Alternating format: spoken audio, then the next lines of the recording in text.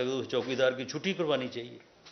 یعنی عمران خان کی لڑائی تو یہ تھی کہ اسٹیبلشمنٹ جو ہے وہ کیوں سیاست میں مداخلت کرنے سے پیچھے ہٹ رہی ہے، وہ جدوجہد، جمہوری جدوجہد جو ہے وہ کیوں کامیاب ہو رہی ہے، وہ کیوں نہیں مداخلت کر رہے.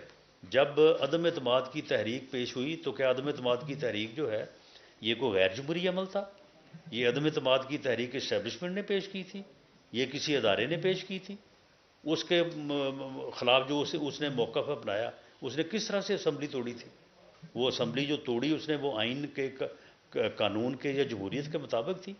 اس نے تو لڑائی یہ لڑی کہ اسٹیبلشمنٹ کو نیوٹرل نہیں ہونا چاہیے، اسٹیبلشمنٹ کو مجھے بچانا چاہیے، اسٹیبلشمنٹ میرا ساتھ دے میں سب مخالفوں کو پھانسی لگا دوں، اسٹیبلشمنٹ میرا ساتھ دے میں ان سب کو جو ہے وہ جیلوں میں ڈال دوں.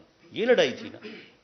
تو جب آپ کے ملک میں سیاستدان بدقسمتی سے جو ہے وہ ایسے لوگ جو ہیں وہ آگے آ جائیں اور آ کے اس کے بعد اس طرح کا موقف اپنائیں، تو اس کے بعد چیزیں جو ہیں ان میں آپ اس طرح کا ردم اور اس طرح کا تسلسل، جہاں پہ جمہوریت 100 سال سے ہے، جہاں پہ جمہوریت 150 سال سے ہے، اس کی توقع کریں تو میں سمجھتا ہوں کہ یہ کوئی جو ہے نا وہ حقیقی جو ہے وہ یا ایکسپیکٹیشنز نہیں ہیں.